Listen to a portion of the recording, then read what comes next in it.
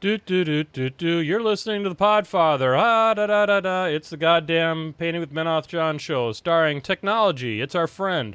All of a sudden, music won't play. Yay, Windows. Woo! All right, hey, welcome everybody. This is the Painting with Menoth John show, and I am, of course, your frustrated as fuck host, Menoth John. You know, folks, this is episode 160 of this shit show, and all it takes to derail this show is literally updating the silly software, and now all of a sudden the music won't play, like, randomly. So I don't know what happened. I mean, I hit the play button, nothing happens. It says that it's playing. Who knows what's happening? I think that it's a Russian conspiracy, but you know what's not a Russian conspiracy is the guys that are up there in the catbird seat.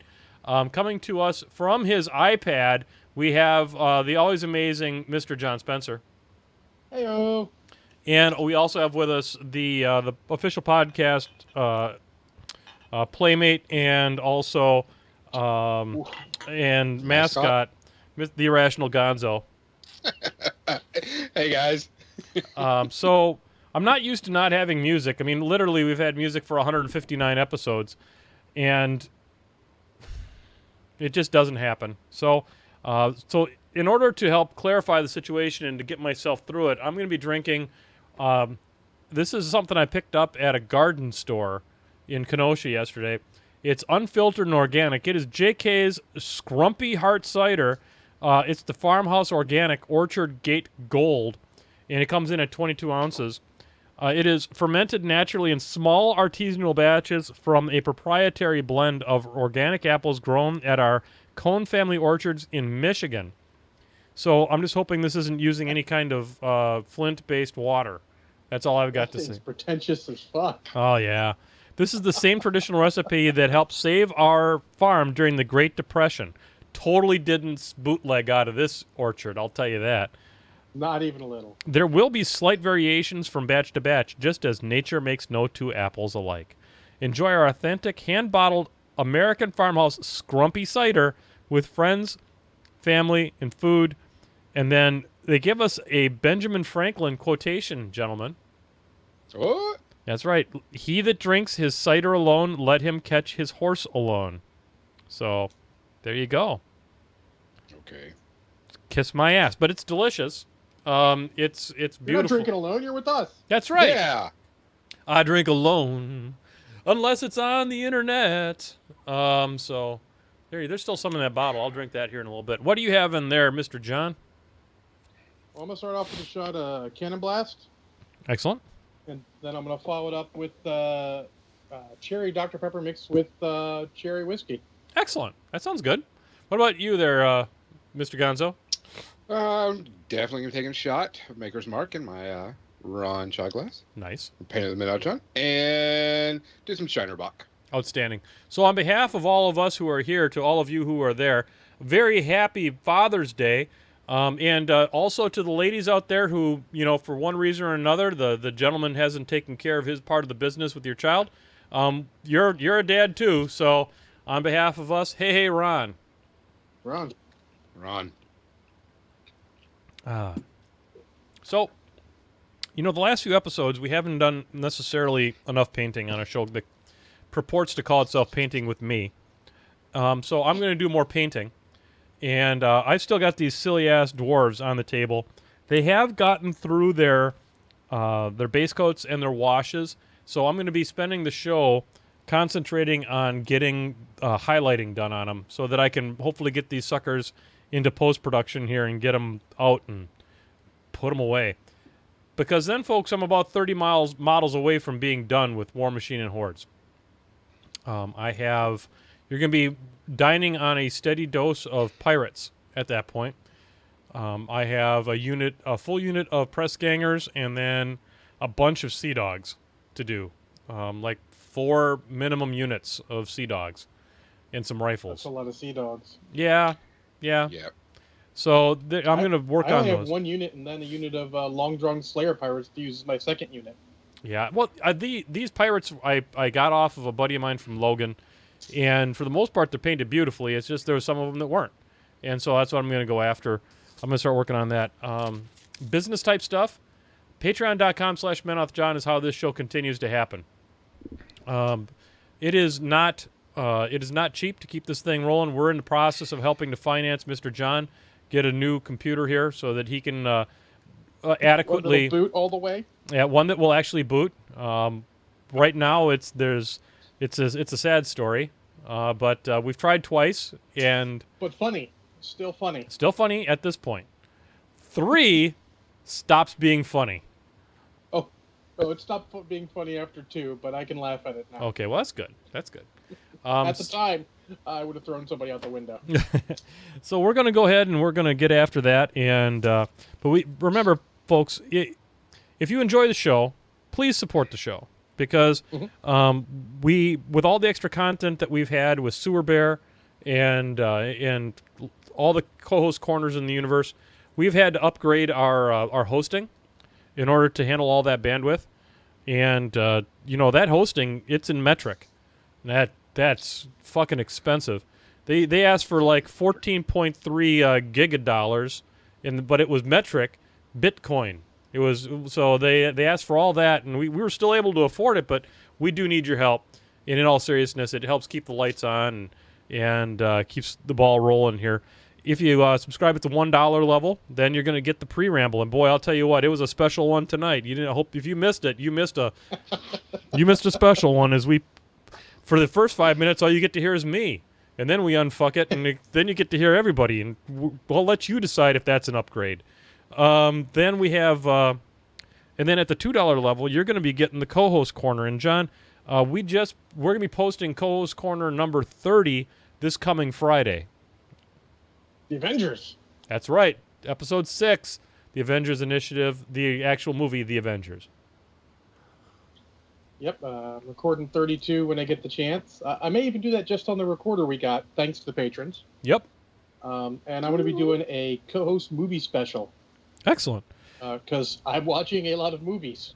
There you go. What you look forward, patrons, with that is both versions of Suicide Squad, regular and extended, because I watch those bitches back to back, because I didn't realize how much time I spent on the computer until you ain't got the computer to spend time on. There you go. So that really, really helps us, folks, and we're going to keep on rolling with that. So at the $5 level, we'll probably let you design an episode or something. We don't have a great idea of what that one's really all about. We need to go back there and do that, but we can tailor one to your needs, and we'll talk about stuff. And even if we don't have great expertise on what you want to hear, we'll make stuff up. It's all good.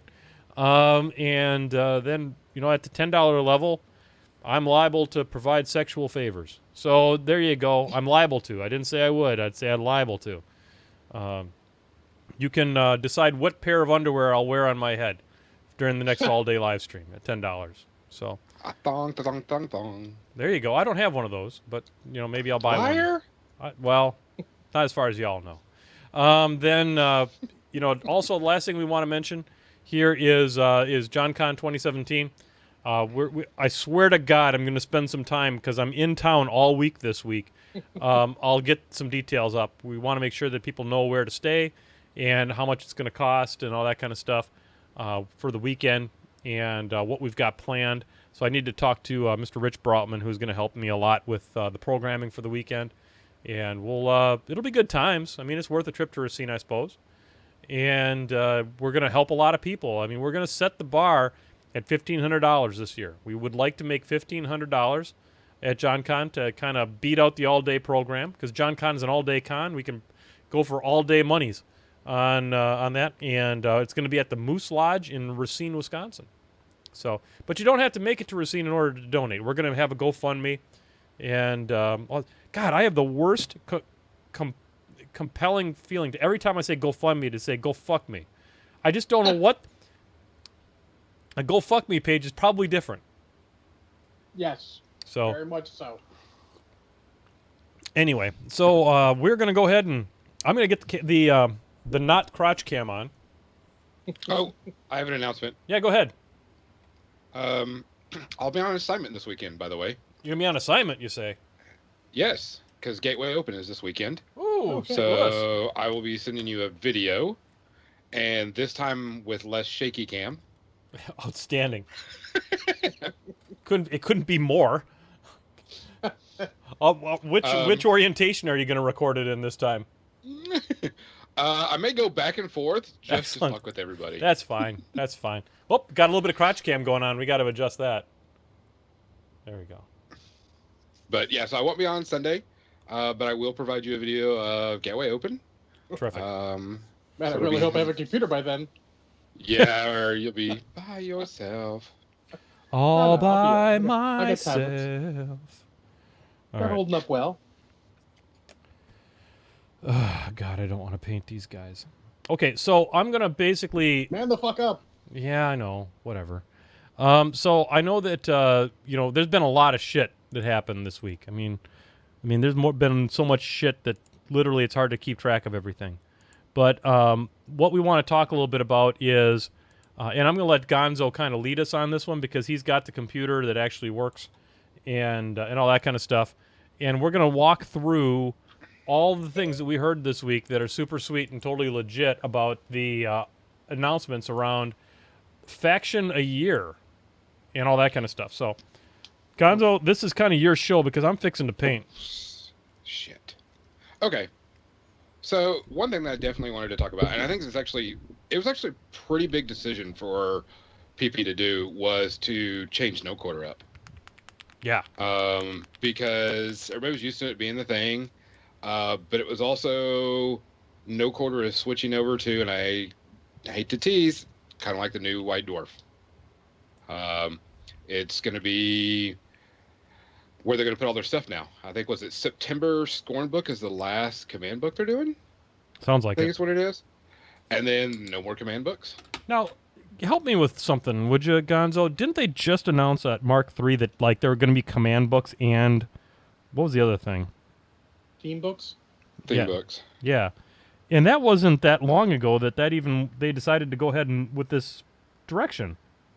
Correct. Yeah, it was just last year when they decided to change over to just do the command books and the small stuff like that. But now it's theme. You're gonna get all your information in the no quarters, which is kind of what White Dwarf does that also. Yes. White Dwarf used to do it, and then they went back to that recently, within a year, I think it was. Mm-hmm.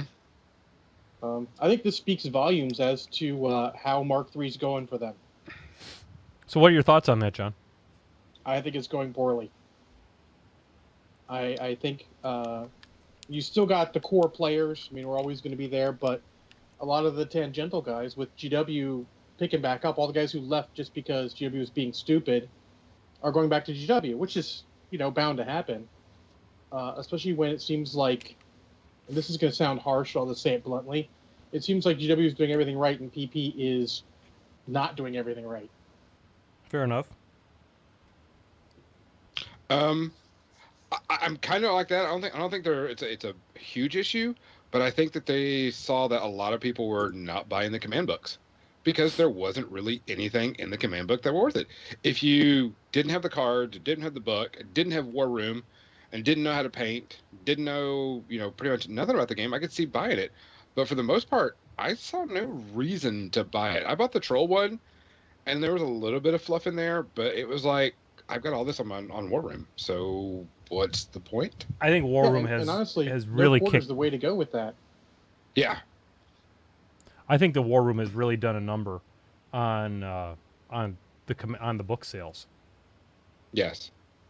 I mean, and since they stopped doing cards, you don't need the book because the only way you're going to get the information is War Room, and that's I don't think I've hardly seen anybody play with cards anymore. Most everybody I know is playing with War Room, which no problem. I like my War Room. Yeah, it's stable now. I mean, the shit Yes. show it was when it first came out is like such a distant memory. We don't even talk about it much anymore. No, I agree. It's really this new version of War Room that debuted. What was it? Was it at the beginning of Mark III that the new version came out? Is right before Mark III, yeah. It is exactly everything I had hoped it would be. That War Room would ever be. So. Yeah. I mean, it's definitely much better. It's more stable. Every once in a while I get a crash. I had one happen this week. Boy. but no big deal. It plays smooth. You're able to document pretty easy. I would actually like to see people start using the paired game ups, because I have seen an instance where hey, I did 10 damage, and my partner goes over there and taps in 7. And I'm like, make sure it's 10, because that should have been that box and that box and this box. Man, really? Yeah, I've seen it. That's some bullshit right there. Before. Yeah. The pairing up games is going to be hard because I play on the iPad and I don't have a cellular, plan for it because I don't feel like paying that kind of money. So we're just not going to be able to match up because. Correct. Like I said, if they did like Bluetooth, that would be really good. That might be really difficult to do. I don't know, but it'd be interesting to do. Yeah, I'm not a tech person, so I have no clue how hard or what needs to be done on that. But most of the time, like if I play with my iPad, I have it set it down so they can see while I'm doing it. But no biggie. Well, Draco's Dragoon brings up that there are those of us who are too poor to afford War Room and the tech to run it, and they still use cards. And that's cool. Yeah. As long as you can print out all the new cards, it's all good. Yeah. I mean, heck, you can get them, you can laminate them, you can do whatever, just cut them out and put them in a sleeve, however you want to do it. It's still a perfectly viable way to play. Yeah. I just know a lot of people don't play with cards anymore. But it's interesting that they've gone this route, because I think that they were looking at all the books and everybody giving them crap for being codexes and so on and so forth, and they would come up with this White Dwarf copy, which is fine. True. I don't have a problem with it at all. Not one bit do I have a problem with them doing and putting everything out in that magazine. And I believe it's a good idea. Yeah, and I believe that they even said that if you had a no-quarter subscription, it was still going to transfer over and so on and so forth. Well, that's good. Yeah, and as long as I can get it on my iPad, it'll be fine. My problem with no quarter was I hated getting physical copies. Having moved twice in 2 years, physical copies are like hell, and they didn't have anything on Amazon for my Kindle, so I'm like, the fuck. Mm-hmm. But now I'm sure I can get it on the iPad, so that's more of lucky.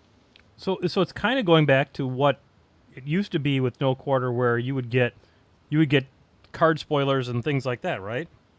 Mm-hmm. Mm-hmm. And that was always, the thing for me. When I was always waiting to see what was going to be in no quarter was, oh my God, here's the spoilers for the next set of models. So I think. Well, go ahead. I have a beef about that particular, but not the way you're thinking. I would love it if no quarter gave us the spoilers instead of websites giving us the spoilers weeks in advance or months in advance. Yes. Mm-hmm. And I'm not sure what the answer to that is. I mean, as long as it's a physical product, we're probably going to still continue to have leakage, which is what was, I believe, causing us to have all the spoilers so early, was that because it was leaking at the publisher level. Is that a true statement of fact? No, some of it is leaked by privateer press. Oh, okay. Yeah, they'll just give someone some extra stuff just to give some extra stuff. Yeah, that's I don't know if I agree. I disagree with it. I think I could disagree with that. It'd be okay if they did it like, I don't know if you guys don't really do Infinity so much, but Infinity actually gives them models and stuff. So like the guys like Beast of War will put out a video of here's some new models coming out, and then Guerrilla Miniatures will put out a video, here's some models coming out, something high quality, excellently painted, not like spoiler rules wise, spoiler looks wise. Oh yeah, which is pretty cool. But that's one of those things I feel like maybe Infinity is leading the way on doing it really right. Yeah, I wasn't aware they were doing that. Yeah, don't you follow Guerrilla Miniatures? Not no.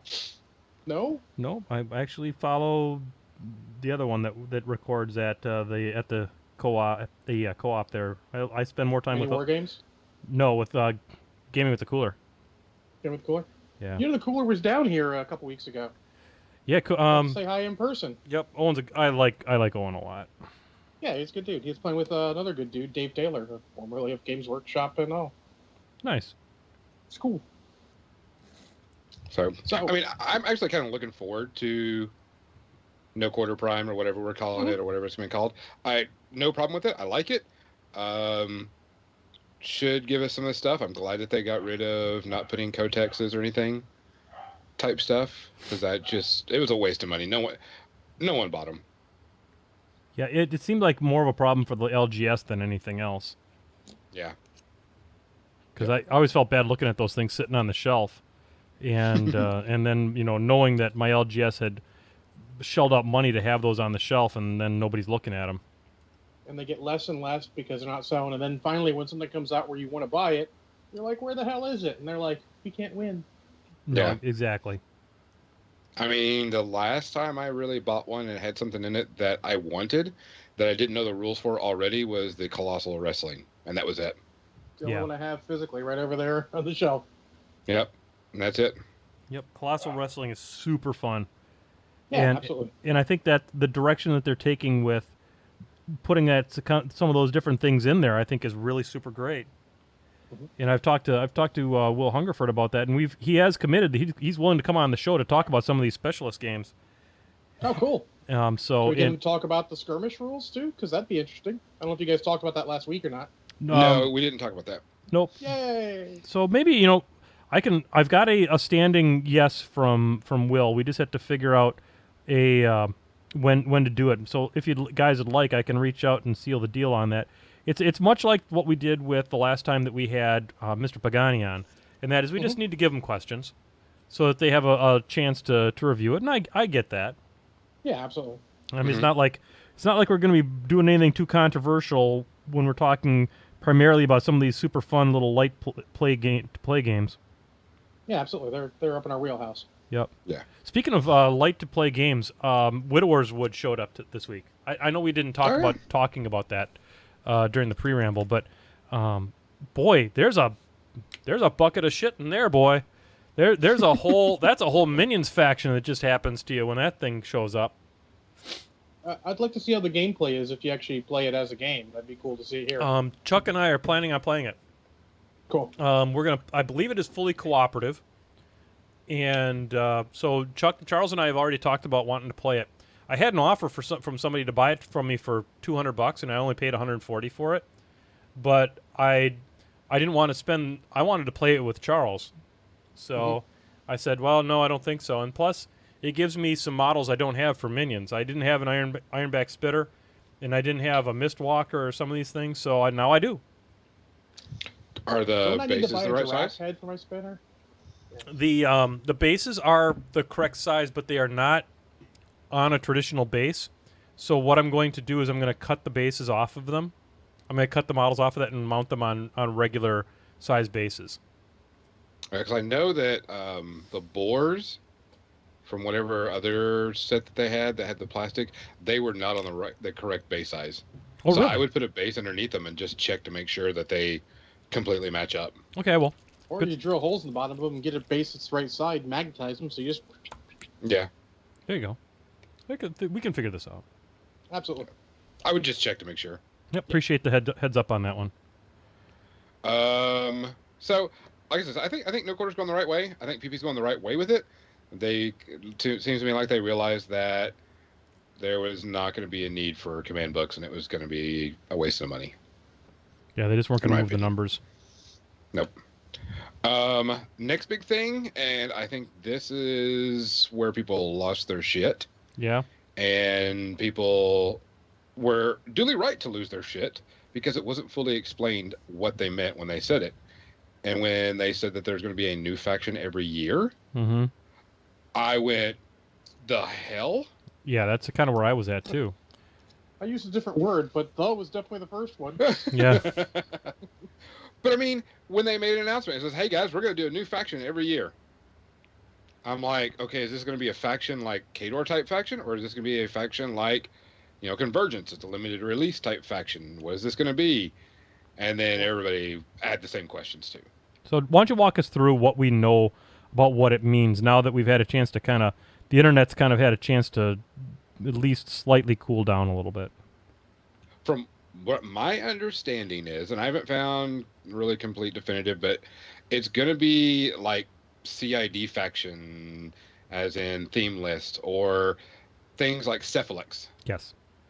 Which were working within the confines of Crix or Mercs.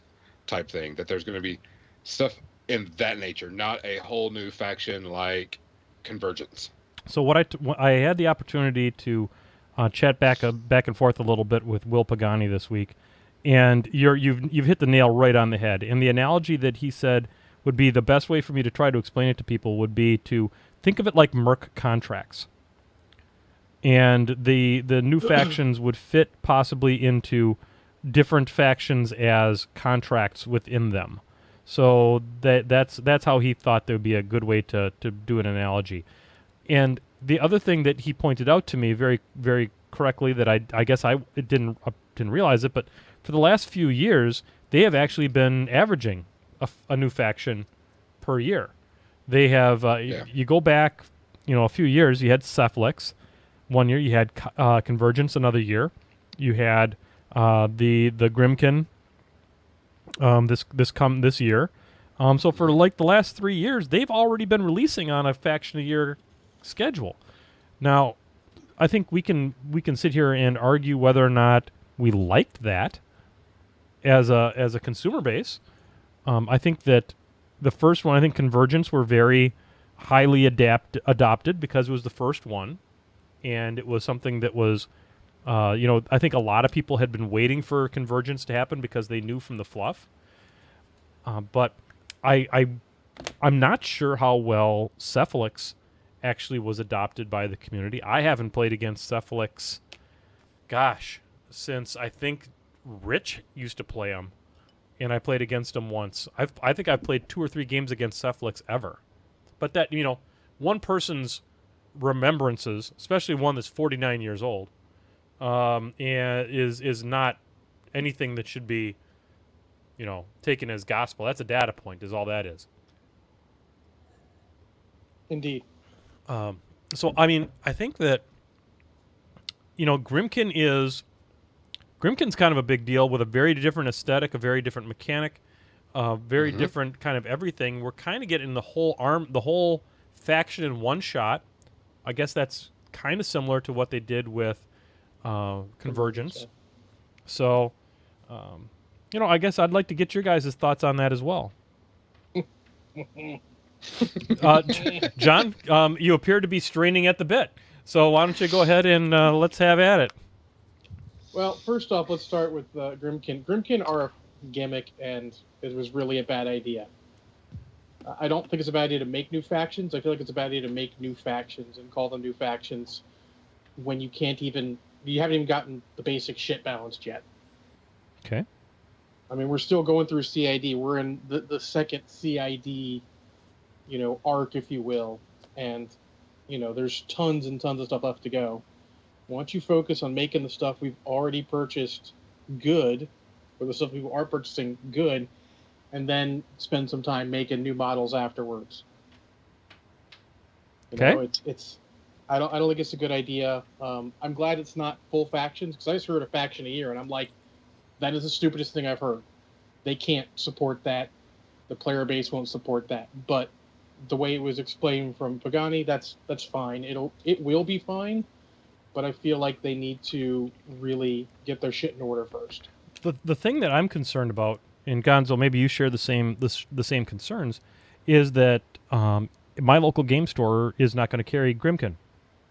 They will order it. They will order it for you if you want it, but they are not going to carry it as a normal stocked item. I could see that. They are not moving enough PP product in general, and they look at the introduction of the Grimkin as being gimmicky, and they are not going to continue to eat up space for privateer products that are not core factions. Which, from a store owner's perspective, I can see that. Mm-hmm. I don't think our store is going to keep much in stock, if they do keep any. I know they're just ordering the certain ones for certain people. I'm not going to get into it. It's not something I'm really into. I think it's going to be really cool. I think what's going to happen, and this is one of our bets and predictions at the store, is that a lot of people are going to get into it. They're going to think it's a super cool thing, and then they're going to try to play it, and then they're going to have problems with it because it doesn't play like normal War Machine Hordes. And they're going to sell out. And then there's going to be a huge sale on Grimkin stuff. by near the end of the year or the next 2 months after or so. Yep. And that's when people are going to pick it up and you can get it super cheap. And that is a disaster for privateer.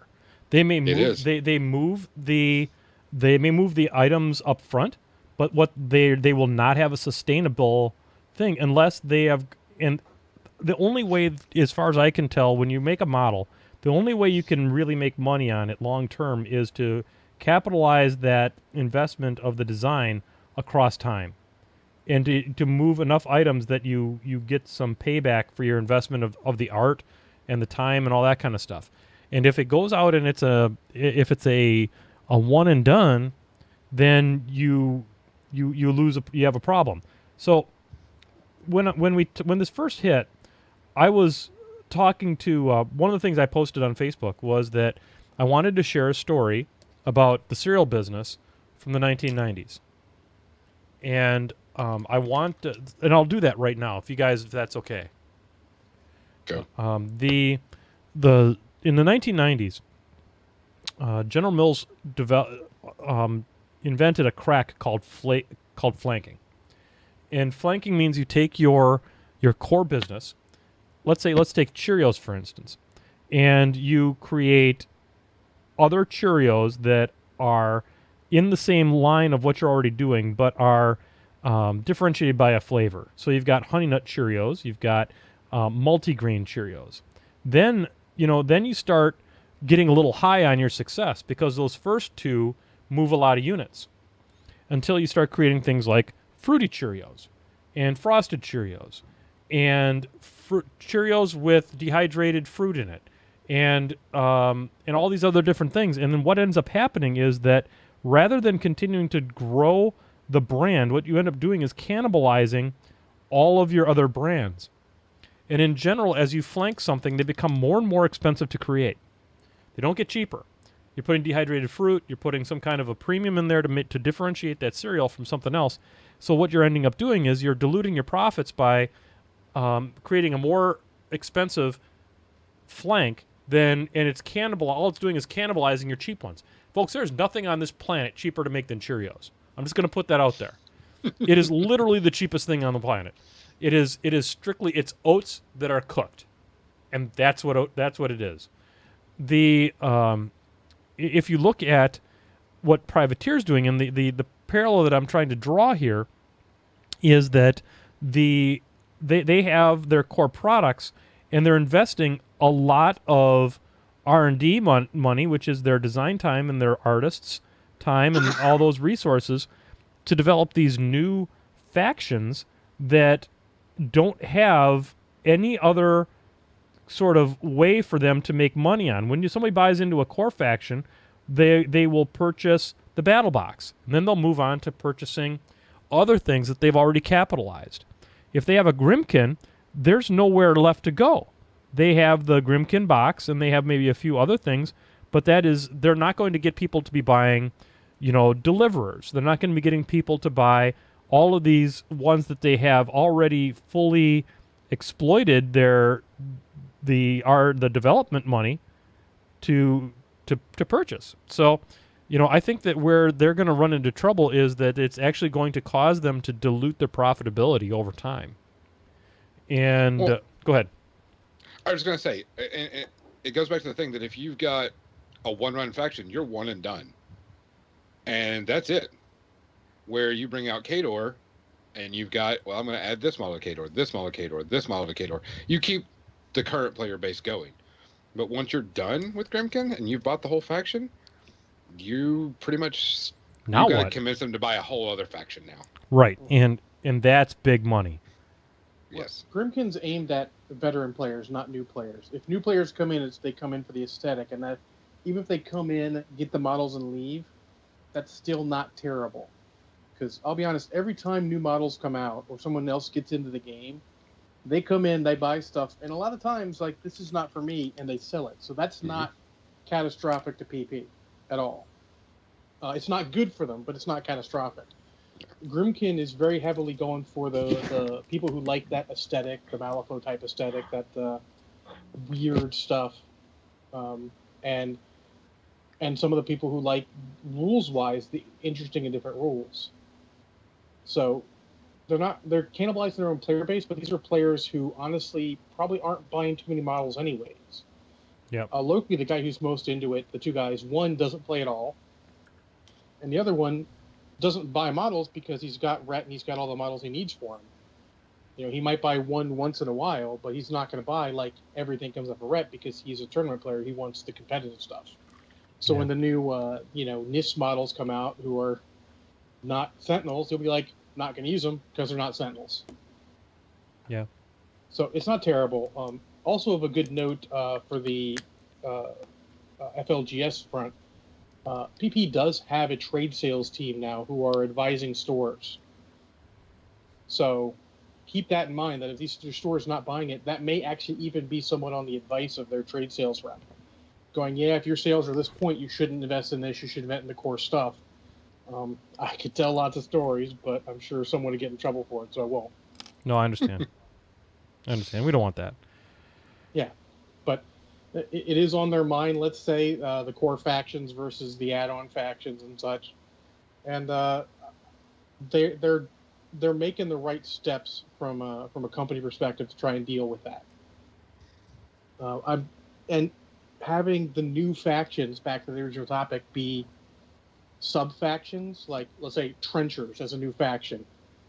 That's fine, because you're just getting... I mean, the Signar players are all like, oh, those are all models I can use. Maybe not the same way, maybe not quite as effectively. And actually, that may even be what they're looking at to replace theme lists, because we all know theme lists are broken. Mm-hmm. They're unsustainable. It's not going to last. It can't last. And if this is their way of fixing it, hats off to them. That's a better idea, to make it like the Cephalix mold, like the Kingmaker mold. The two mercenary ones are, in my opinion, the most fair of the theme list, because they have very, very heavy restrictions. Man. And all the rest of them let's just make it like this, wide open. And they didn't realize, people are abusing the crap out of that. How did we get to this point? I mean, for God's sakes, we had a whole Mark II, end of Mark II, to not have this happen once we got to Mark III. I think what it is it's... I hate to tell you, but War Machine Hordes is a tournament game. It is. And the thing is even if you don't want it to be a tournament game, even if you just do it for the hobby aspect of it or whatever, and even PP, I many times talked to a couple of them, they're like, we never said it was a tournament game. I go, but it is. And that's the thing. And it's a tournament game. It's meant to be playing on a tournament type style. It's got tournament style rules.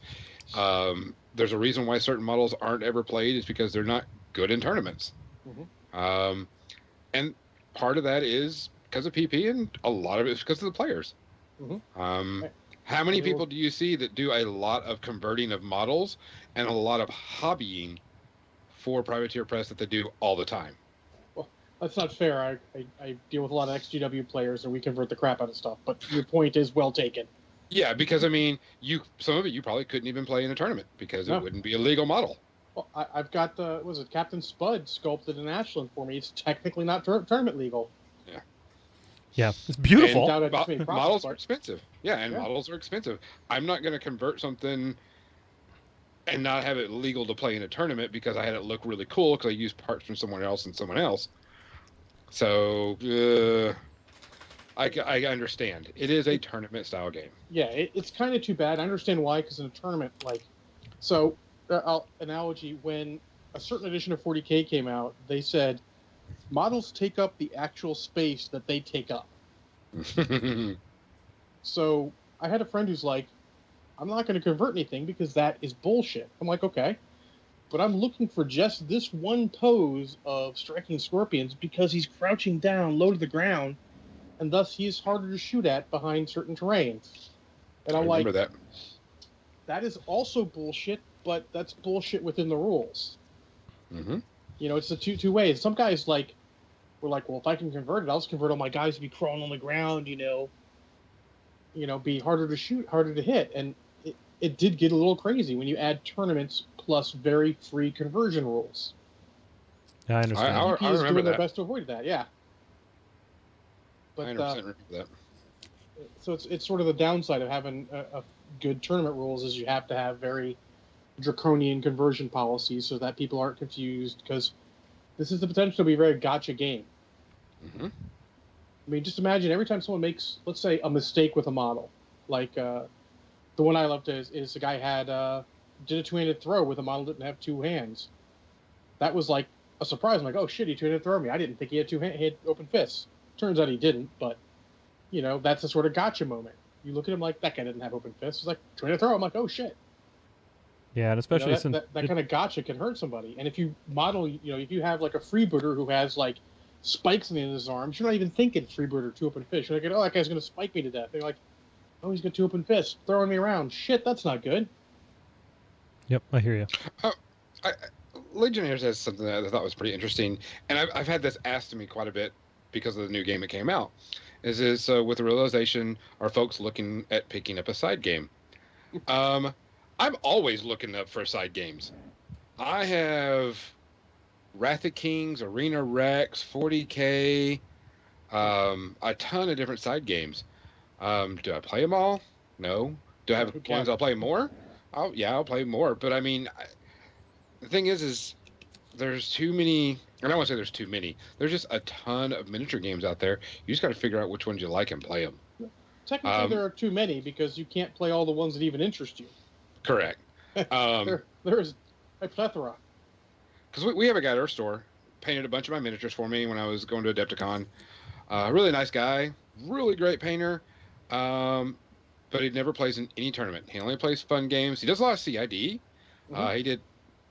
He did a lot of testing for Grimkin, a lot of stuff, but he has no desire to play tournaments at all because he doesn't like I don't want to say the atmosphere, because our tournaments are really good. The competitive nature of it. Fair enough. It's the atmosphere. It's an atmosphere without a negative connotation. I mean, you can not like something and it not be negative. Correct. Like, I don't necessarily like the competitive atmosphere because people get too hardcore about it. Yeah. I mean, when you're, as evidenced by the proxy thing, you let them go and put the stuff out there. I can measure all this stuff, know where I do all this stuff.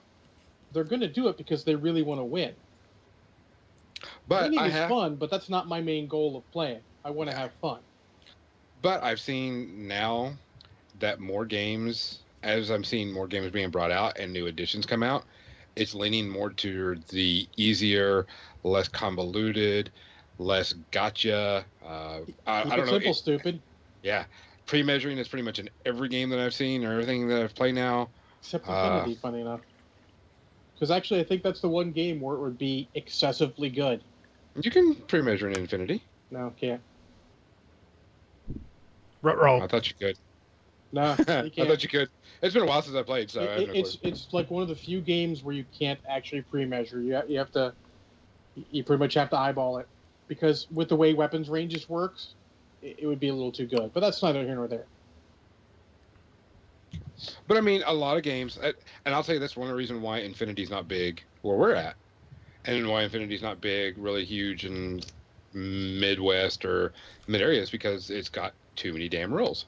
It's not a quick and easy and run of the game. It's very crunchy. Yes, and going with all this, I think that's the reason why they've got to be careful with their factions and themes they bring out, because if you bring out something that is completely changing of all the things like you do with Grimkin, it may just drop because of a bad taste in our mouth because Grimkins didn't do so well. And it's just more a bloat on rules that a tournament player needs to know. You get frustrated, like, what the hell do these guys do? Oh, you know what? Fuck, I don't even care what these guys do. I'm just gonna go do something else. I know what all the 40K guys do. They shoot guns, roll dice, and hit or miss, whatever. It's tough. Yeah, I mean, I best word is I'm cautiously optimistic about a new faction a year until I see it in play and it's happening and it's not blowing up in our face. I'll be good with it. I think maybe as a final thought, War Machine at PwMJ Press is changing things too fast and too furious when they really should be going like, we got the Grimkin coming out, we're doing the CID, this is our focus. And then maybe they have the idea in their head for a faction a year, but they need to get the way they communicate stuff to us tight so that we know exactly what we're expecting. Well, the other thing First is, rule of customer service is manage the customer's expectations. what is it that they hope to accomplish by telling us that they're going to release a faction a year? They're going to build Excitement. right. Excitement breeds building. People who are on the fence, like, oh, faction year, that sounds awesome, and then they just unconsciously start buying some of the models they've been looking at and didn't buy. But man, it sets you up for not fulfilling on your what you just said. It totally does, but I think I don't want to say they're necessarily feeling the heat, but I think they're trying different things, and this is one of the different things they're trying. Yeah, I hear you. Do we want to get into the models talk? I mean, we could talk about this one forever. Yeah, no, Yeah. I think that was a good discussion. Let's go talk about models. Let's talk about CID models because we had a new week come down, and let's talk about the big one that happened that made the internet shit themselves. Stormlances. Dog got nerfed? Oh, sorry. So, before we get to that, so when I first saw the Trencher rules, I read through them at work real quick. I had a couple minutes. And the only thing in that entire packet that was like, this is bullshit, was that damn Trencher dog. I'm like, that is a way too big of an area of fucking just totally ignore stealth. That is bullshit. And it seems like the lightest, smallest thing, but with gun lines being so prevalent, if you have a stealth caster, you want your stealth caster to mean something. You want to have a chance of killing that thing because he's kind of in threat before you just get shot to death because he ran over, barked a lot at you, and then the guns came. Well, and a lot of stealth has their have their stats adjusted such that to take that into account is that they're paper thin because you can't get a good beat on them right away. And now it's like, nope, bark, you suck, bark. Yeah. But no, that was a very good and quick fix. My hat's off to them. Yeah, but it's back. Isn't it back to 8 inches? No, it's like 6, and it's an action to do it. Yeah, so is that what was in thread on that or something like that? Okay, so that was in the latest revision that came out earlier this week. I believe so. Okay, and that was good. That boom. So Maximum DK thinks the blockhouse is pretty BS on Trencher CID. I'm like, I thought it was until the fact I realized it couldn't aim, and then I'm like, so if you combo up with Rangers, you're rat 8. Well, also they did change it where you only get 2 trenches instead of 4 trenches. That's a big deal. It's a huge deal because you could line up a ton of models in there and just go for it. I think 4 trenches would have been really hard to put around the model legally. Correct. That's what I was thinking too. Oh, so the patrol dog is 8 inches in a star action. That's still fine. He's got to be within 15, which is threat. Most guns can threat 15 with a move, so it's not terrible. The star action is the thing that fixes it, it sounds like, because then you can't run and have it go bark. Yeah, run and do it. I mean, the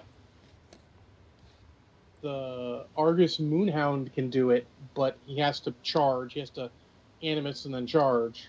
Yeah. And that's not quite as broken. Fair enough. Yeah, and that's about it. They changed it. Just the 8, because they originally had it at 5, and they changed it to 8. 8 in action might be too much, but it's only one model in the army, so it's not terrible. I'm still okay with that. Yeah. How hard is that thing to kill? Not very. It is tough though, but tough. Knocking it down is good enough. Defense 14, armor 13. No stealth, right? No. Well, basically, with a friendly model that is dug in, this model gains cover. So if someone's dug in and he stands next to him, he gets the cover and no blast damage. Mm-hmm. So I mean, but not terrible. It's still workable at that point. You're like, it's not like it's going to come out of nowhere. It's going to come from a reasonable threat. Yeah. Fair enough. What else? Okay, the Stormlances. Yeah. They had to lose Electroleap. Come on. Everybody knew they had to lose something. They were too good. They're way too good. And I like that they lost Electroleap because the Electroleap is what made, from my standpoint, when I faced against that list, made them abusive. I should not lose an entire unit of Idrians that easily. Well, they lost Electroleap on the guns, right? They still have it on the melee, right? Give me a second. I'm pulling it up. I had it here just a second ago. I was looking at the dog. Stormlances, Electrobolt gun, icon. Yeah, range 8, PAL 12. On their guns. No Electroleap. At all. Electro Lance. It does have Electro Lance on the Lance still. Yeah. Okay, so it still leaps It's okay. off on melee. Yeah. It's on melee.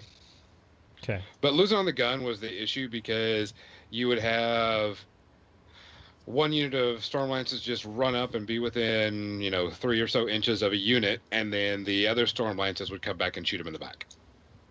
Yeah, or Stormblades just run up, get close. Yeah. Or hell, sometimes you're like, I'll shoot something that's not immune. I don't fucking care. Yeah. Electro Leap on a gun was a bigger issue, but the thing is they hit freaking hard now. Yeah, that's a problem. I feel like while getting rid of the Electro Leap had to happen, giving them something in return is stupid. Yeah. And I'm not going to sugarcoat it, guys. You need to take something off and leave something off. They were too good for the points. Yeah. Taking off Electro Leap and making them POW 14, so they're POW 16 in charge, still makes them the best cavalry in the game, hands down. Yeah, they're right up there with Ulans. Where was it? And their Ulans with Electro Leap. Good lord. And they don't have the Lance rule. And no, they have the Lance rules. No, they don't. They have the They were Lance. supposed They've to. never. Stormlands supposed to never get had the the Lance. Lance rule. No, they're supposed to get the Lance rules. I don't think so. They should be getting it. They're not going. I think that I read Bowie's been keeping me updated a little bit that they did not get the Lance rule. The Lance rule, no matter how shit it is not going away. And that may be the biggest problem. And this is a gaming problem and all, and I'm going to go on a tiny rant here, not too long. Is gaming sacred cows need to go the fuck away. I don't care what your sacred cow is in gaming. Is it magic missile needs to hit automatically? Is it we've always done it this way, we need to do it this way? Is it, Lance rules a rule we want to have? You have to look at these things objectively. If a rule is shit and not going to work well through everyone because the way you've made things, you need to change the fucking rules. Lance is a shit rule. Every model with a Lance is not as good as the models without a Lance. Just straight up. Yeah. And you need to look at that. And until you balance that with point costs, which you haven't done yet, there's always going to be an inequity. There's a reason why Storm Lances and Steelhead Cavalry were the best cavalry in the game last edition, because neither one had the Lance rule. There's a reason that while Avengers are decent, they're not the best because of Lance rule. Well, they Desters are just scornergy and going crazy. Yeah, and to be honest, the Avengers were really only a play of something that you wanted to play with one caster. I'd see it with a couple. I'd see it with Harvey sometimes too, because it's a good model to keep alive. Fair enough. But yeah, I mean, the Lance rule hoop needs to go away, or you need to balance it properly. And the Storm Lances go into POW 14 base or POW 6. So I look at them. They have assault. They have a POW 12 gun, and they're POW 16 in the charge. So what I hear is they're categorically better in every way than a fucking Dester. Because Dester's POW 14 on the charge and assault with a POW 12 gun, and they get quick work, but holy shit. I mean, how much quicker can you get? You're shooting some of the POW 12 coming in. If you kill that, you don't get your Lance attack. You don't get a mount attack. So you might be able to shoot someone because you have Gunfighter, but then you're losing quick work. They need to tighten these rules up. They should have done a cavalry CID like they did a battle engine CID. All at once. That's a really neat idea, John. Maybe that's something they hadn't thought of, and maybe they'll listen to this and maybe think of it. Because I thought that the Storm Lancers were sort of an add-on. They were like, we weren't thinking of doing them, but since it's Signar, let's throw them in right now because we're talking about them. And that's hats off for addressing something that needs to be addressed. But rather than doing this bit by bit, put them all in together so everyone can see how they all work. You'll see them on the table together. You're like, is this working? Is this working? And doing it in the middle of the trencher CID is not necessarily the time to do it, but, Well, I think the big issue is that cavalries are not uniform, like you're saying, across the board. And Ret Cavalry is the biggest peak of this piling shit that should have had something done for them a long time ago. They're so close to being okay. They're so close. But they're compared to everything else. And I think that's, and I actually wouldn't be a bad thing. Let's take all the cavalry, get them down, do all the cavalry rules, figure it out what's going on, and get it going. Put all the cavalry solos, just like all of them, go. Maybe split it hordes and war machine, but no, just all of them, go. That's a great CID. Let's talk about the other overpowered, broken Signar model. Jeremiah Cray. Oh, Cray? Cray. Go for it. I had a problem, but then they fixed it, so I'm okay. Which one did they fix? That the only works for charges and slams, not for tramples. Oh, yeah. Because his feet light him up. Super good. It's super thematic, too. I was like, this is pretty good. Everyone's like, you get all these bonuses. I'm like, well, you still have to combo it up. He has to go first. He has to feet. And then you have to shoot somebody and hit if you want to get that bonus. So it's not like I just got all the bonuses. You really actually have to do something. Yeah, but you don't have to shoot. You hit them with their melee weapon, and it does it, too. Well, yeah, but how are you going to get there if they're far away? I mean, as a threat extender, you still have to shoot them. Correct. But if you take something that can get there, you're just automatically going crazy. And also, with his spell list, countermeasure, full tilt, jumpstart. Jumpstart's the only one I have a problem with. Jumpstart is not okay anymore. Jumpstart was fine in Mark II because focus was at such a premium. Yeah. Now, Jumpstart's not okay. That is too much focus efficiency. Get that shit out of there.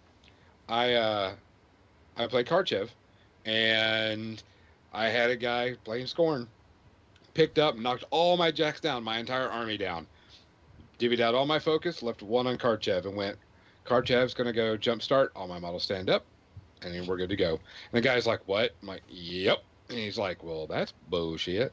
Yeah, it is. Like I said, it was perfectly fine in Mark II. That was one of like the most okay spells in Mark II. Like, that is how you make a jack support spell. Nowadays, you're like, with each jack getting its own focus, this is not okay.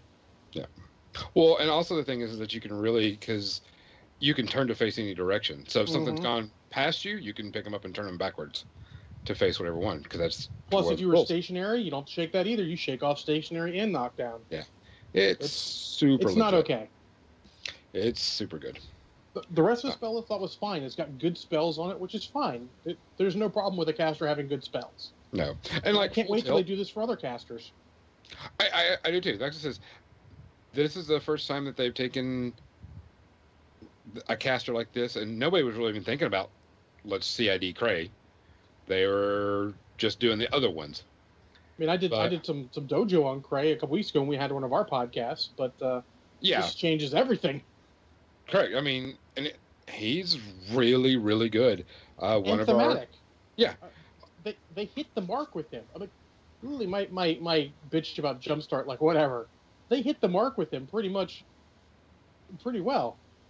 No, our top tier tournament style player takes everything and tries to see how he can break it, and he's made some really, really good Cray lists that just stomp people's butts because it can just hit and move because everybody's got cavalry.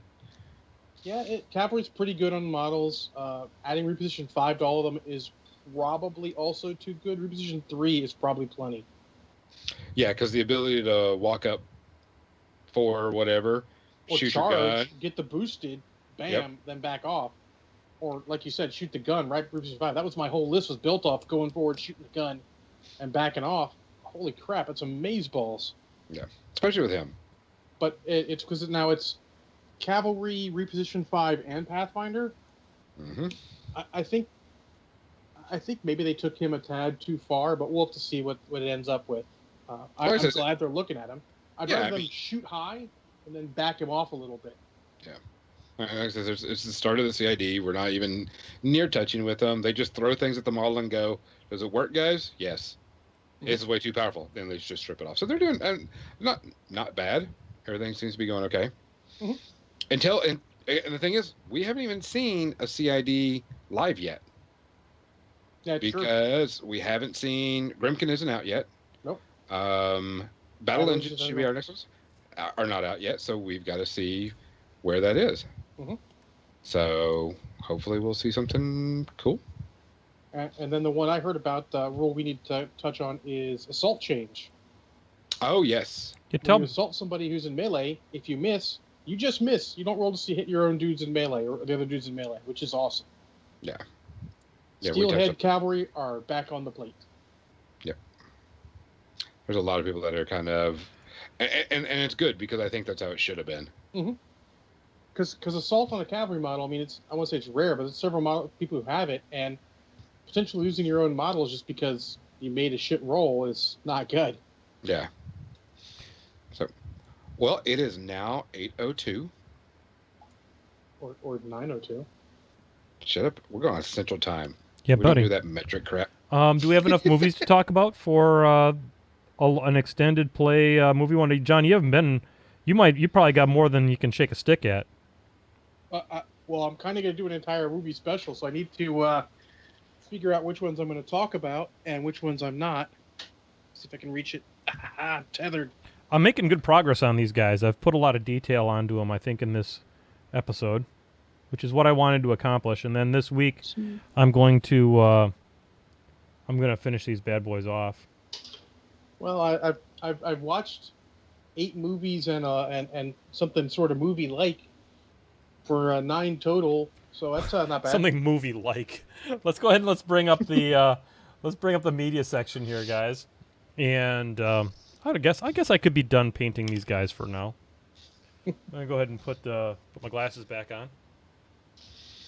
And so I'm gonna save a couple things for the movie special. So if you guys, all you patrons out there, you're gonna hear about both versions of Suicide Squad, more thoughts on John Wick, and the rundown at the very least.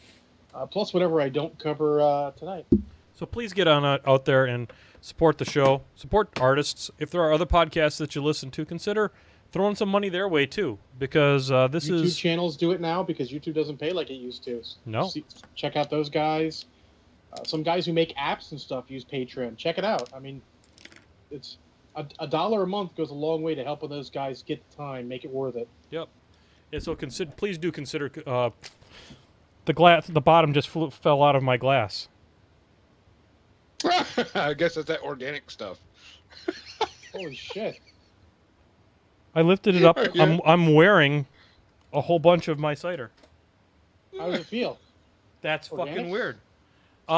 Continue on with the show. I'm going to go get dried off.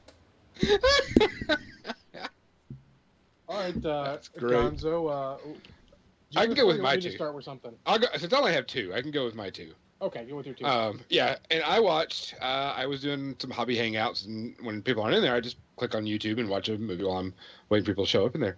And I watched BFG, which is a great kids movie. Very much. It was kind of funny because I watched kid movies all day. It was really fun. It was funny.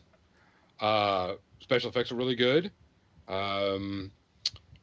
Of course, you can't really do much from what the source material is because it's just not much in source material from it. You just take it what it is and go with it. It was a really good one. Big Friendly Giant. Is that what I mean? Yeah, Big Friendly Giant. Yeah, and it was really good. It was neat. It had some good story to it. Had some good meaning behind it. And then what was the other one? Another kids movie. Pete's Dragon. Pete's Dragon. Pete's Dragon. And I had watched Pete's Dragon as a kid, the original. Yeah, absolutely. I lived on that shit. Yeah, that was a great movie. And then I watched this, and it was just okay. And it was just all right. Good special effects, same story. A lot of things were completely predictable. But I mean, it would have been a great kids movie. Kids would eat that movie up because of what it was and everything, and it was good.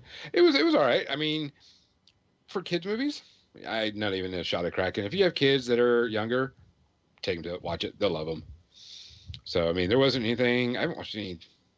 I've been watching a lot of series though. So out of that, those only movies I watched. Well, before I get started any movies, this shot I missed last week. This shot is for Adam West. Yeah. You forgot that.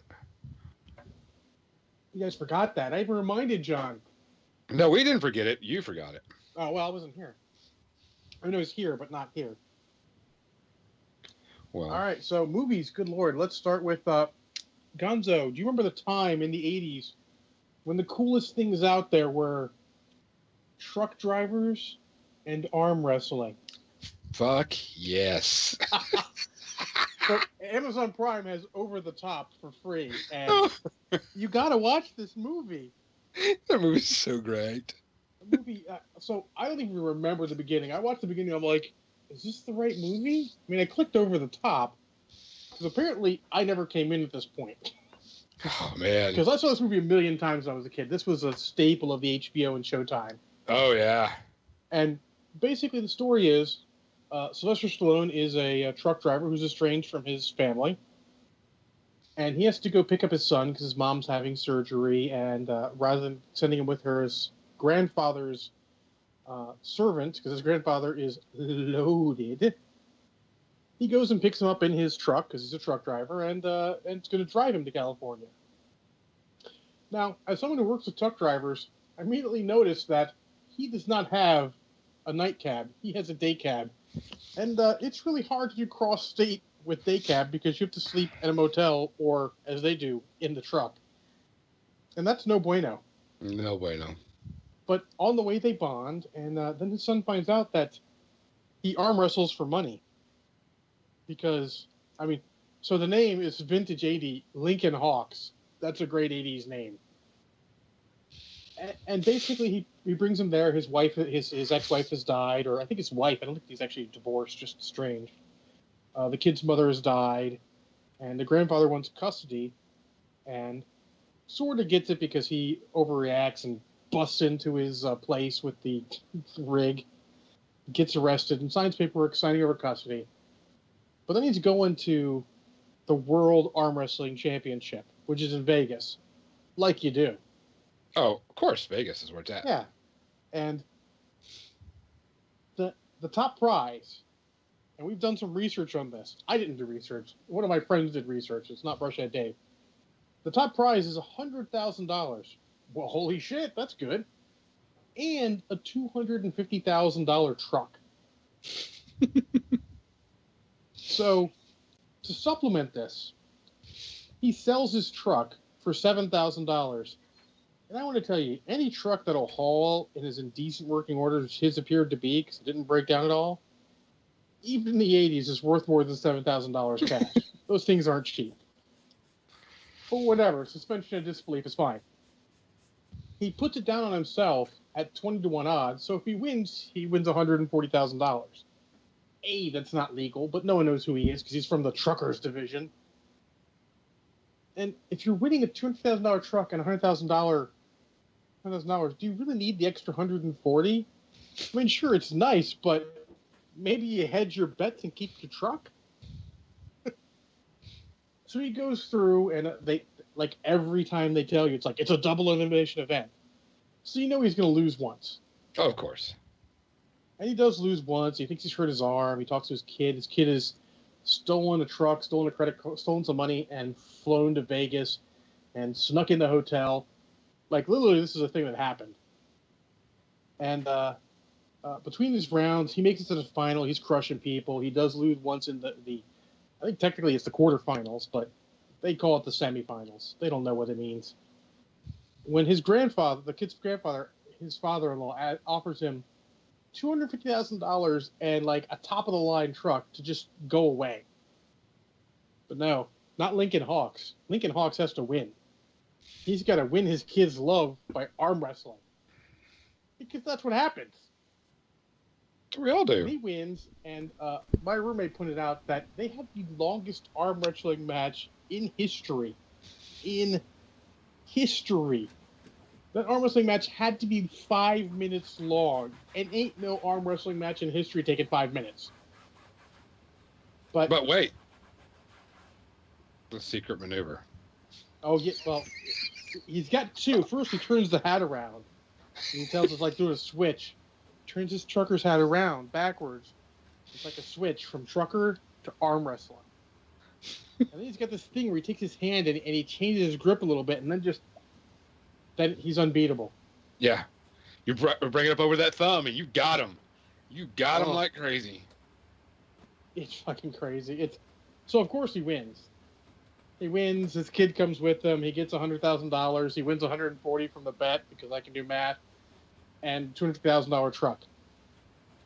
This movie is a vintage piece of the '80s. It is very competently made though. It's not bad by any stretch. Obviously, we're talking about over the top, right? Oh God, yeah, Yes. over the top. It's not bad. It taxes your credulity a little bit. So this year's top prize for arm wrestling, I think they had $150,000 to split between everyone. And this is in 2017 dollars, not 1980 dollars. So, but taxes your credulity. But it's a competently made movie. It's pretty fun. His kid's a little bit of a bitch to start with, but whatever. Two Shots of Kraken. It's a solid movie. I imagine if you did not spend your childhood watching this movie, it's probably going to be closer to 3. Yeah. But you should be drinking while watching it because it is a thing. It's horrible. It's not horrible. It's awesome. It's awesome in all the right ways. Yeah. They could MST3K this, and it would be amazing. Yeah, it would be. Or Riff Tracks, more likely, because they can do the stuff like that. John, do you want to get one in, or he's still cleaning? This is an exciting episode of Cleaning with Menoth, John. Fair enough. So next, let me talk about a movie that just got in Netflix. Blazing Saddles. Oh, I watched that recently. Uh, God, that movie could Talk not about be... a movie that you could not make nowadays. I was just going to say, you cannot make that movie any longer. So my roomie and I watched this, and just as good as I remember it, all the jokes, not all the jokes land, but if you find a movie where all the jokes land, then it's the funniest movie ever. But the majority of the jokes still land. It actually holds up better than a lot of movies from its era. it's solid. It is very solid, very funny, lots of good points. It very much picks up when the main character gets to the town. Before that, it's like a bunch of skits and all that. When he gets to the town, it actually starts up and pretty good. It is racist as fuck. Don't get me wrong. The jokes in it are pretty racist, but they don't. It's parody, not actual. Yes. Filled, which is why you can get through it. Yeah, it's parody jokes. Legionnaires just says yes. There's one line in there like Gene Wilder. Like I love the lead. I don't remember his name off the top of my head, but I love the lead. But Gene Wilder is money in this movie. Yes. It's like these are salt of the earth, the clay of the New West. Morons. It's pretty good. I can't give it a shot to Kraken. If you do, you probably want a good shot to start off the movie and then just roll right through it. If you mother that shot a little bit, you'll make it through the point where he gets to town, and then it's just smooth sailing. Lots of silliness. Very, very good fourth wall breaks. Mm-hmm. Definitely worth watching. Just make sure you understand that things that it says could not be said again in a movie at all. Oh my God, Tin Man beat me to it. Mongo just pawn in Game of Life. Yes. The best line in that whole movie. That was the guy from Webster. Oh well, he was also long before that a professional football player. Yeah, absolutely. I didn't even recognize him at all. I'm like, holy shit! I didn't even realize that. Yep. God damn it! There's still more cider down on the floor. It'll be there. John, do you have a movie to review before I go crazy and review some more?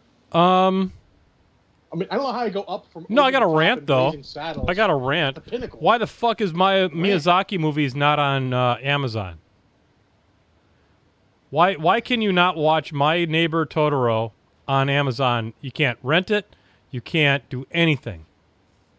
Money. Miyazaki wants that money because they're the name. Yeah, well, okay, MJ shrunk when he dried off. It's because I'm sitting in a lounge chair because the normal broadcast chair took a direct hit. And let me tell you something about cider. You want ants? Because that's how you get ants. And but I wanted to Cotton. I wanted to watch my neighbor Totoro with my son, and that didn't happen. So we watched Rogue One again. Turns out that's a good movie. Yeah, that's a great movie. Yeah. Slightly. So I don't want to say it's the best Star Wars movie, but if you made a case for it, I wouldn't argue too heavily. no, I mean I think it's a darn close match between Empire and Rogue One. I think that I think I actually like Rogue One better because of the way that everybody gets it. And I think as a standalone, Rogue One's better. In the series, I think Empire's better, but it's not too far. yeah, It definitely kicked The Force Awakens into the third spot. oh, absolutely. Spot. Oh, probably fourth spot. Yeah. Yeah, I mean, Star Wars. I mean, come on. Star Wars. Force Awakens is a fine movie, and don't get me wrong. I think it's better than Jedi. Oh, I think so too. I agree. So that would slide it into the fourth spot then. But I think Rogue One is just a terrific movie, and they do so much to develop characters that you love across so many different characters, and then this is the one chance you're going to get to see them. They do a good job of not they make you like the characters, but they don't make you get so emotionally invested that it's soul crushing when they die. Yeah. I think spoiler alert, if you haven't seen Rogue One, for fuck's sake, it's been on DVD for whatever months. I can't help you. Yeah, so, I can't help you. But yeah, do you want Jawas? Because that's how you get Jawas. Yeah, exactly. So tomorrow my mom and I are going to watch Guardians 2. Oh, yay. Part of my day off. She hasn't been able to get a chance to get up here on a weekend, but it's Monday she can make, so thumbs up. I think I'm going to talk about, we got time? We got time. I'm going to talk about one more thing. And I'll give you a list, guys. This is what you're going to get if you're a patron and you listen to this movie special. You're going to get both versions of Suicide Squad, John Wick, The Rundown, and Robin Hood, Prince of Thieves.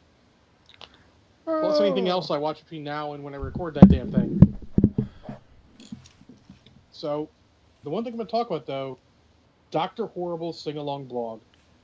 Oh, that shows genius. It's pure it's deeper than it has a right to be. Yep. Because I haven't watched it in a while. I don't own it on DVD. I own it on iTunes. I watched it for free when it came out. I bought it on iTunes. I own the soundtrack on iTunes because it's awesome and we should support it. I would buy it on DVD also.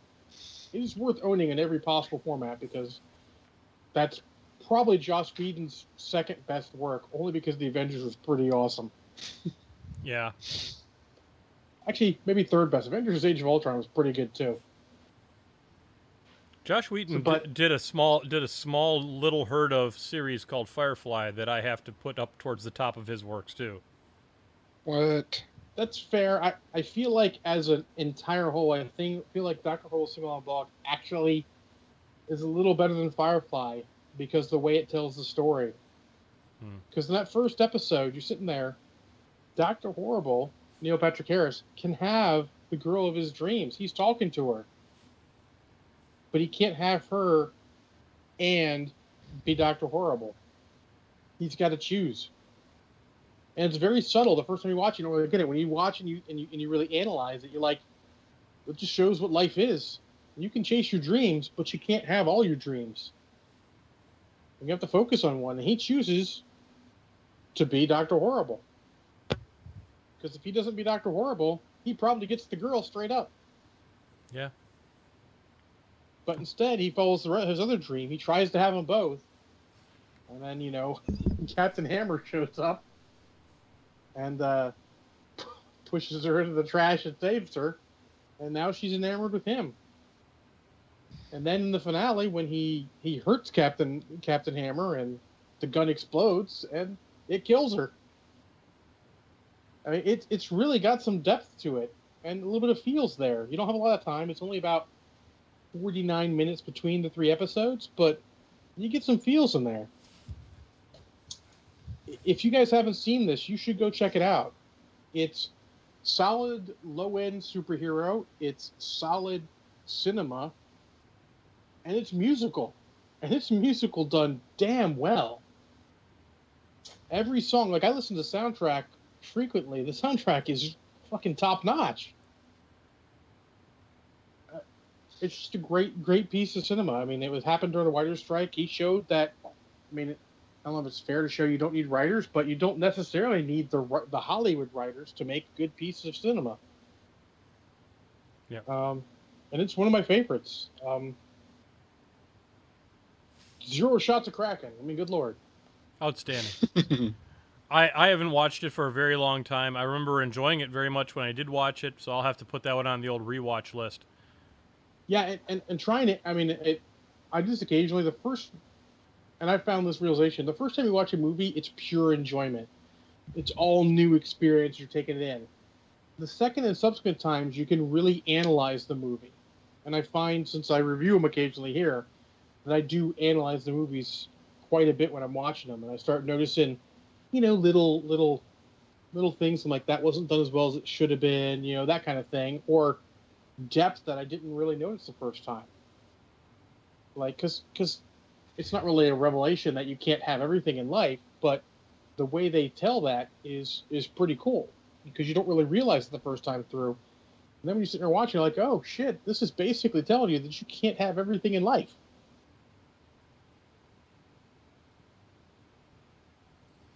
Yeah, I understand. You guys still there? Yeah, no, I'm still there. No, I'm with you. I mean, that is a theme that is important for people to see in their art as well. I think that we've kind of gotten to the point where we think that we should be able to have everything, and that's just not realistic. 2 things are true in life. Well, 3 things are true in life: death, you can't have it all, and you can never go back again. Okay, fair, conflict, Scotty Potty. You watch Star Crash once, you'll pick up on a thin plot. But if you watch it a second time, you'll notice little things they're going for. Maybe didn't hit as well as they were supposed to. Just wait for my review of Suicide Squad. Like I said, Saturday I watched 1, Sunday I watched the extended version. Spoiler, the extended version is better, but for the full review, you got to check us out on Patreon. There you go. $2 level, folks, if you want to. Down there at patreon.com/MenothJohn. Yes, 2. That is the number 2. I'm still sticky from wearing the scrumpy cider. Are you sticky in your pants? I am sticky in my pants. You got sticky pants? I got sticky pants. That's a podcast, everyone. John, sticky in the pants. Yep, there you go. I guess I can't think of a better way to end the podcast than with that. Can you guys? Nope. Sticky in the pants is the pinnacle of ending a podcast. And we don't really have any fucking music this time because I can't figure out how to make music work on my computer anymore. So let me click the button and see if time fixed it. No, time didn't do shit for that. All right, so I don't know. Maybe I'll have to restart my computer and see if anything works, which I don't get because I'm getting audio from Skype. But for I'm pretty sure there's a setting you need to change. I remember that's why mine wasn't working when I was doing the podcast and you were gone. Okay, well, we'll figure it out. Until then, folks, hey, I appreciate everybody being a part of the show, watching me break a glass without even trying, and Gills, you got them. Those glasses date back to my mom and dad's. They were my father's glasses, so I've still got more, but man, wear and tear is a thing. I mean, you don't always notice it. Man, obviously there was a crack, and then boom. So, on behalf of Mr. John Spencer and the Irrational Gonzo, I'm Menoth John, and we will see you back here next week here on the Painting with Menoth John show. Good night, everybody, and here's some socials so you can check us out on the socials. And la da da da da da Sticky, icky. Da da da da da. Sticky in the pants. Sticky in the pants. Icky.